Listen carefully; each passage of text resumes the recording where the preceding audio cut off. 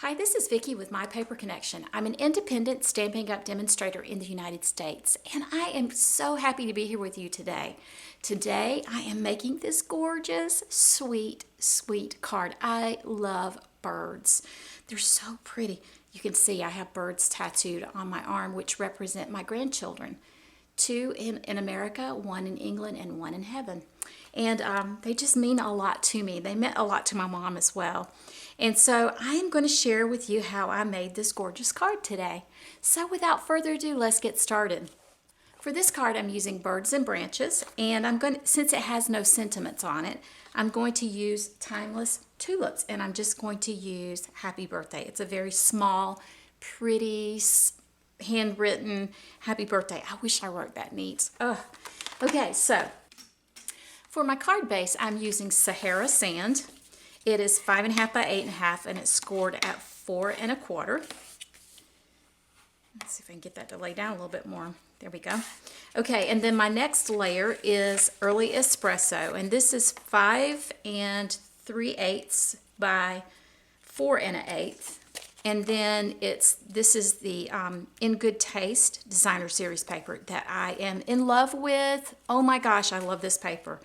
It is 3 7/8 by 5 1/8, I believe. Let me see real quick. Yep, 5 1/8. Okay, so then I have this piece that happens to be 3 1/8 squared, and then I have a piece of Whisper White that is 2 7/8 squared. Let me make sure. Yep. Okay, and then I have a piece of blue that I'm actually going to die cut this little piece right here. It's so pretty. I love it. Okay, so let's get started with our stamping. I brought in a piece of scrap paper, and the first thing I'm going to do is to do my largest image, which is the nest. So I'm just going to ink that up. I'm using soft suede. I'm going to place this right along the bottom down here. And if it goes off a little bit, I'm okay with that. Okay. The next thing I'm going to do is to stamp my tree. I'm going to stamp off the page a little bit and just place it right in here like this. And I used soft suede for it as well. I used Early Espresso here, and I just didn't love it. So I thought that whenever I did it again, I would use the soft suede, which makes sense. So they're taking limbs and leaves and stuff to make a nest. So, all right, the next color I'll use is Early Espresso. And I'm just going to stamp up my leaves and then just try to line them all up right in here. Like that. That's pretty good. I like it. All right, so the next things that I will be doing will be on scrap paper. And I'm going to bring in Sahara Sand. And for this, what I'm going to do is I'm going to stamp the base of my bird first. Then I'm going to stamp it off here. And then I'm going to stamp it onto my Whisper White paper like that. It's very faint, which is what I wanted it to be. Then I'm bringing in my Balmy Blue, and I'm going to do the outline of my bird. And I'm going to do my best to line it up without getting my head in the picture. Let's see, I may have to get my head in the picture.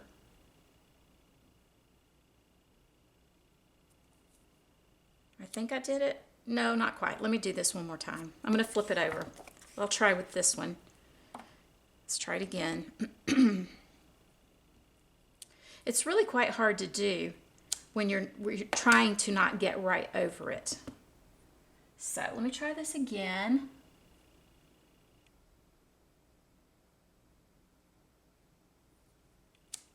That's almost perfect. I got a little bit extra right there. I think it'll get cut off with the die, so I think we'll be okay. While I still have the Balmy Blue out, I'm going to go ahead and stamp my sentiment right here. I don't care if it's not straight, although it is pretty straight. Then I'm going to bring my flower, and I'm going to stamp my flower right here. Now I'm going to stamp my eggs, which you could see earlier I got a little carried away, wasn't thinking what I was doing, and I stamped my eggs in Flirty Flamingo. Good thing I didn't there, right?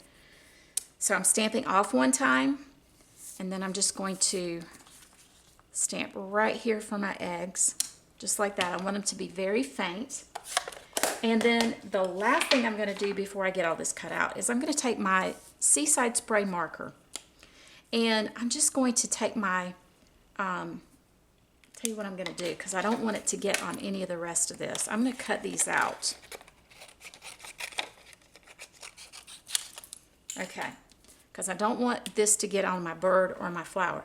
I'm going to take my marker, my Stampin' Right marker, and I'm going to flick it.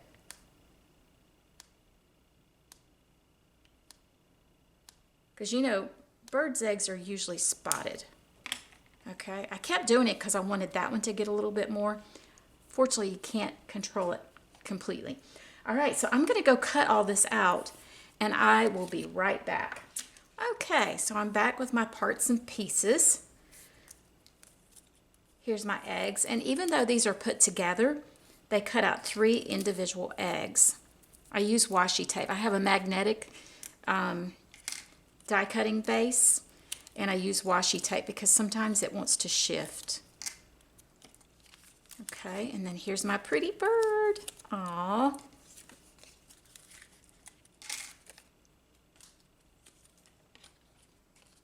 And then look at that. Isn't that gorgeous? Love it. All right, and I'm actually going to trim some of this off. Don't need the whole thing. I'll start to put my card together now.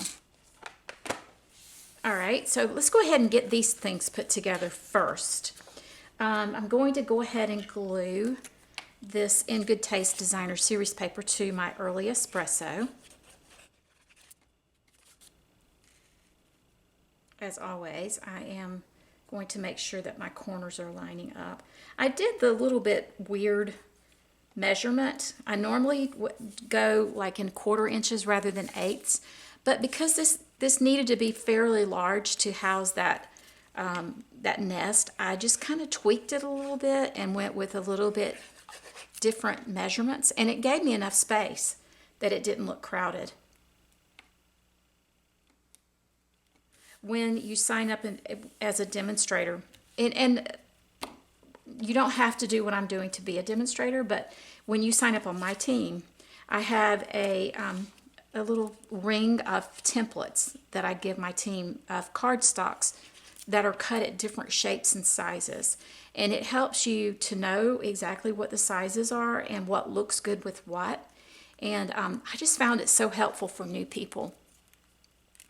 So I was telling you that I love birds. I absolutely love birds. My mother, I lost her in 2010, March of 2010, and she used to just love to sit in her house and watch birds in her bird feeder. She had a beautiful backyard, and the birds, she would feed them and they would come and visit her, and it was just so cool. And after I lost her, I was with my kids one time. My grandson was, oh, I don't know, maybe 4, and he was playing t-ball, and we were out on the ball field, and actually in the stands. We were in the stands, and there was a fence that separated us and the field, and a parakeet, a beautiful green and blue parakeet, flew up to the fence and sat down on the fence right in front of me. And I had been particularly lonely and missing my mom and my dad. I'd already lost my dad 7 years before her, and I'm an only child. And so I was just struggling with being lonely. And that parakeet flew up, and it stayed between me and my grandchild on the field for the longest time. I finally got up and walked up to it, and it stood there and let me get about a foot up away from it. I know it sounds kind of hoodoo voodoo and all that kind of stuff, and I know it was not my mother, but it was such a wonderful sign and such a thing of peace that I had, and it just really made me feel like my mom was there and was looking out over us. I know the Lord is always there looking out over us, but I've never touched the Lord or been physically held by the Lord like I have with my mom. And it just felt so good to see that and feel like my mom was right there watching that game with us. It was just the sweetest thing. Okay, before I put that down, I'm going to get some glue dots. I hesitated in telling that story because I don't want you to think I'm a fruitcake or a flake, because I know that was not my mom. But it was just a beautiful presence that just, I don't know, it made me feel better.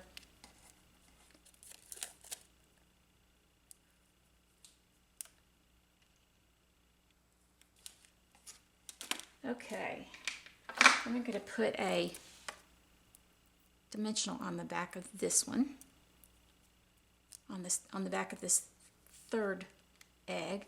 Just going to kind of put it like that, so they just kind of are over each other. And then I'm just going to kind of set this little guy right in here, so that this little girl, so that it looks like she's sitting on her nest. And then I'm going to add a dimensional right up here. Place this right here in the middle. Okay, and that's got my card done. I haven't done the inside yet because I'm not sure what all I want to say or what I'm going to do. And sometimes I just leave it because I like to write a lot on the inside of my cards. But look how pretty that is. Isn't that gorgeous? I just love this little creature. It's just so pretty and so fun, and I'm just really happy with the way it turned out. If you have any questions about this card, or if you have any comments, if you would like to purchase any of the supplies, you can go to my website, www.mypaperconnection.com, and you can purchase things from there. On my blog, all of the supplies and measurements and everything will be listed below. And if you are interested in purchasing a starter kit from Stampin' Up, it's $99, and you get $125 worth of whatever you choose out of the catalog. And don't think that you have to do what I'm doing or ever even hold a class in order to get a starter kit. You can purchase a starter kit and just get 20% off on all of your purchases from there on.